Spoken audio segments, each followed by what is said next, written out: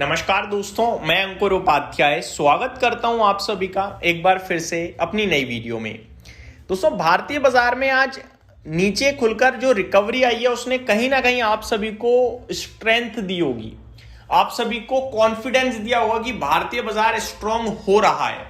और अब जो हो रहा है ना दुनिया भर के बाजारों में, वो आपको और ज्यादा कॉन्फिडेंस देगा कि अब भारतीय बाजार अलग तरीके की चाल चलने को तैयार है। कैसे दोस्तों, कल ग्लोबल लेवल पे चौतरफा सेल ऑफ था। चाहे आप इक्विटी मार्केट में अमेरिका के बाजार की बात कर लो, डाउ, नैस्डैक, S&P 500 सब नीचे था। चाहे आप क्रिप्टो करेंसीज की बात कर लो, बिटकॉइन, एथेरियम, सोलाना सब नीचे था। या फिर आप कमोडिटीज की बात कर लो, गोल्ड, सिल्वर, कॉपर सब नीचे था। करंट सिचुएशन टोटली डिफरेंट है और इसकी शुरुआत भारत से हुई, क्योंकि आज भारत ने सबसे पहले रिकवरी दी। उसके बाद अब करंट सिचुएशन में गोल्ड रिकवर हो रहा है, सिल्वर रिकवर हो रहा है। करंट सिचुएशन में अगर आप नोटिस करो तो बिटकॉइन या पूरी क्रिप्टो मार्केट रिकवर हो रही है और अमेरिका का बाजार रिकवर हो रहा है। शुरुआत में अमेरिका के मार्केट के साथ ही करना चाहूंगा, उसके बाद FIDIs पे डेटा पे आऊंगा।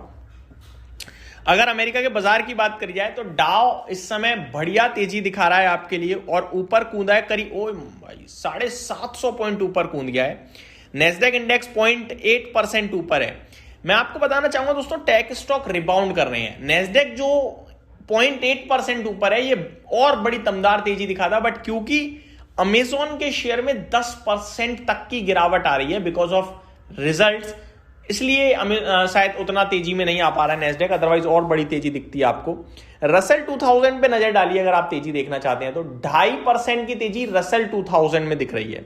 S&P 500 1% ऊपर है, नेस्डैक इंडेक्स 0.8% ऊपर है, डाउ जोन्स में 1.5% की बड़ी तेजी देखने को मिल रही है। अब मैं आप सभी के साथ शेयर करना चाहूंगा एक बार कमोडिटी मार्केट।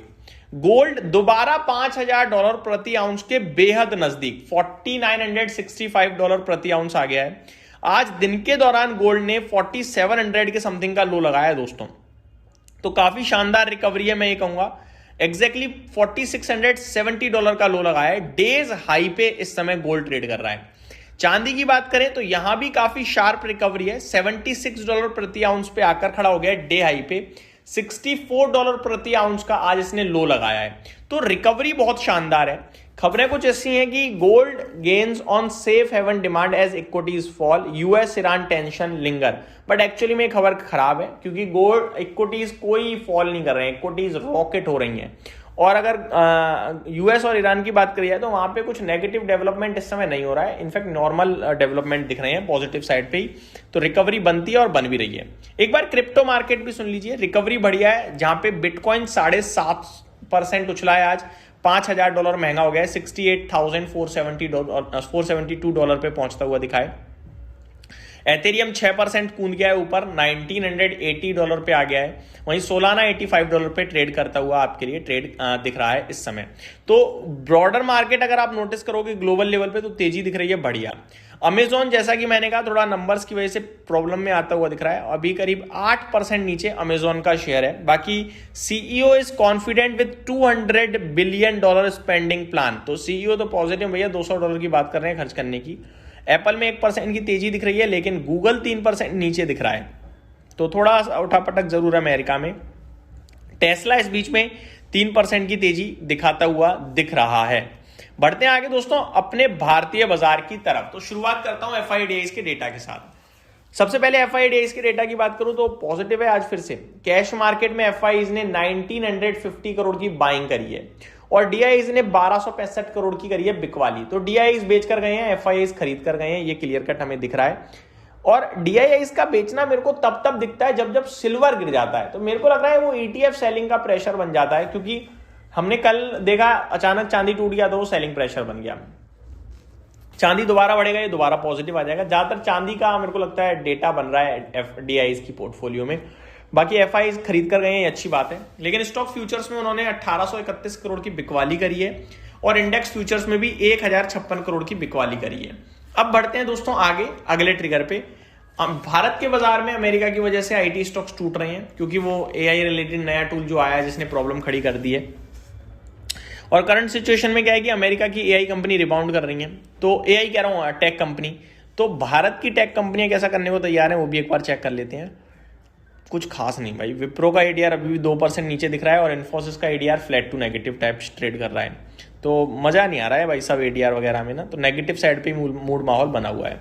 भारत के बाजार में सोना चांदी कैसा है एक बार वो देख लेते हैं। हमने कॉमेक्स पे तो बात कर ली, बढ़िया शानदार हरे निशान में चांदी लौटा है, लगभग 1380 रुपये आज महंगा हुआ है, परसेंटेज टर्म्स में आधा परसेंट।